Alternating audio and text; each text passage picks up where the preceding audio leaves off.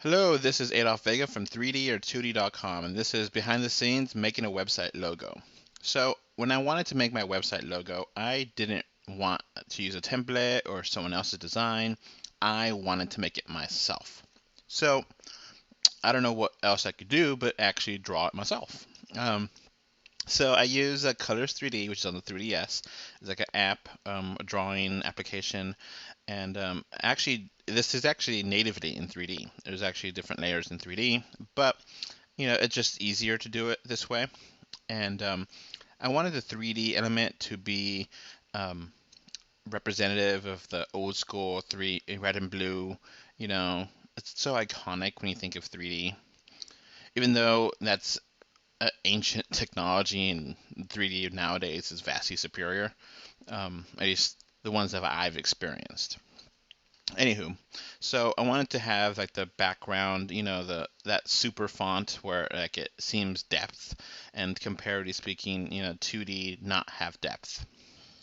So when I made it, I made it look very different. And the 2D part here, I kind of struggled with. I wasn't really sure how to really make it look distinct yet 2D, or what color to use. Obviously red and blue for the 3D part, but what color is opposite was 2D. And I racked my brain. I was thinking purple or pink, or I didn't know. I was like, well, you know, let's just use like a caution kind of 2D. Like you really don't want to see it in 2D, but it is what it is. Um, so I kind of thought yellow, just make it different. And the or in the middle, I wanted that to be completely a neutral color. So making that gray was a really easy decision.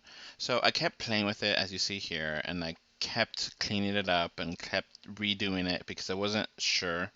I wanted the depth, as you see here, to actually look a little bit different in color. So it's actually a little bit lighter in design than the actual three-dimensional pop-out part, I guess. Um, so I didn't. I used kind of like an off blue for the D, and not like a deep blue. I just thought it looked a little bit better than the deep blue.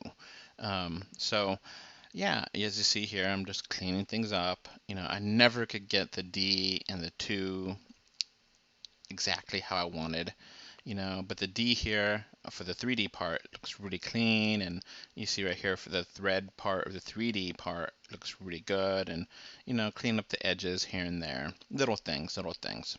The .com part in the bottom, I knew that I didn't really want to have it that way. I wanted to actually use it in Photoshop. So it was just kind of a placeholder so you could kind of see.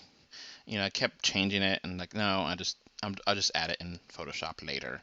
So yeah, I kept playing with things, and it's one of those things where, because it's on a 3DS app, I could just pop it out and play with it and clean it up.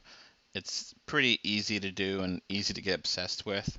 So I actually asked my fiance to draw the 2D, because I wanted it to look different, not be the same design as mine. So here's her drawing of 3D or 2D, and of course she messed up at first, but it's okay. So I really liked how she did 2D. I wasn't 100% confident, so I wanted to draw both, just to have as a, I don't know if I want to keep my 3D or keep her 2D. So, and eventually end up keeping her 2D because I thought it looked distinct. So here's the final version. I cleaned it up more and just added the .com in Photoshop. So that's pretty much it. I hope you found this logo kind of behind the scenes thing pretty interesting. I hope you like it enough to actually hit the like button and share this with your friends. So thanks again for watching, and I hope you found this pretty entertaining. Remember to go to 3dor2d.com for all your 3D movie and 3DS game reviews. Thanks again for watching. Bye.